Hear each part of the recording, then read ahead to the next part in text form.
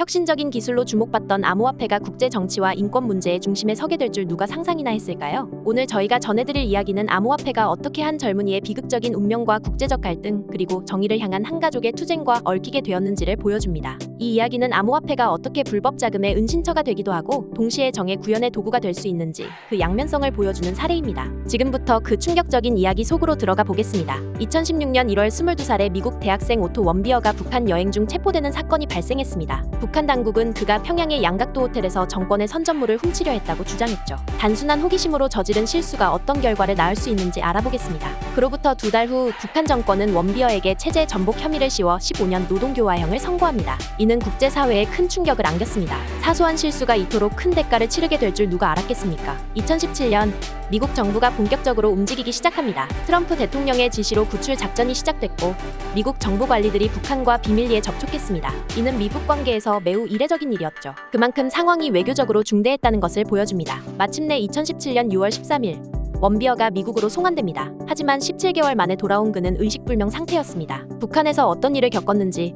우리는 상상조차 하기 힘들겠죠. 그리고 불과 6일 후 원비어는 끝내 눈을 뜨지 못한 채 세상을 떠났습니다. 여기서 이야기는 새로운 국면을 맞이합니다. 복수심에 불탄 원비어의 부모님이 나선 것입니다. 놀랍게도 원비어 가족은 미국 내에서 상당한 영향력을 가진 유대인 가문이었습니다. 그들은 아들의 죽음에 대한 책임을 묻기 위해 모든 수단을 동원하기 시작했죠. 원비어의 어머니 신디는 공개석상에서 북한은 지구의 암이다. 우리는 북한이 절대 돈을 벌지 못하게 할 것이다. 라고 선언했습니다. 그리고 이 발언은 단순한 위협이 아니었습니다. 원비어의 부모는 실제로 행동에 나섰습니다. 먼저 미국 법원에 소송을 제기해 북한에 5,641억 원의 배상 판결을 받아냈습니다. 하지만 북한은 이를 무시했죠. 그래서 원비어 부부는 더 강력한 조치를 취합니다. 둘은 주위 유대인 네트워크를 총동원해 북한에 숨겨진 자금을 추적하기 시작한 것이었죠. 아마 저희 영상들을 통해 아시겠지만 북한은 국제 제재를 피하기 위해 다양한 방법으로 해외에서 자금을 모으고 있습니다. 특히 최근에는 암호화폐를 이용한 사이버 범죄에 가담하고 있다는 의혹도 있죠. 원비어 부부는 이런 자금들을 찾아내고 압류하기 위해 끊임없이 노력했습니다. 그리고 마침내 그들의 노력은 결실을 맺습니다.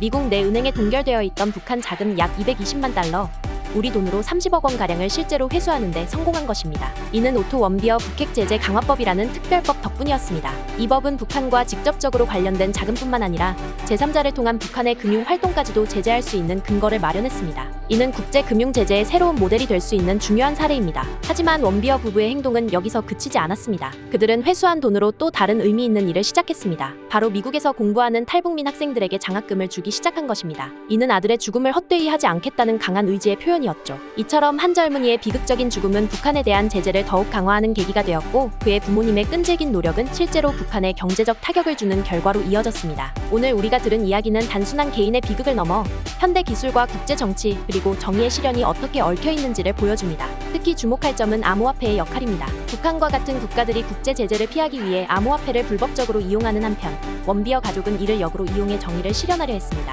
이는 새로운 기술이 얼마나 강력한 힘을 가질 수 있는지 그리고 그것이 어떻게 사용되느냐에 따라 얼마나 다른 결과를 낳을 수 있는지를 보여줍니다. 앞으로 암호화폐는 국제 금융과 정치에서 더욱 중요한 역할을 하게 될 것입니다. 이 기술이 범죄와 인권 유린의 도구가 아닌 정의와 인권 보호의 수단으로 사용되기를 바랍니다. 우리 모두가 새로운 기술의 영향력을 인식하고 그것을 올바르게 사용하기 위해 노력해야 한다는 것을 기억했으면 좋겠습니다. 긴 시간 함께 해주셔서 감사합니다. 다음 방송에서 또 뵙겠습니다.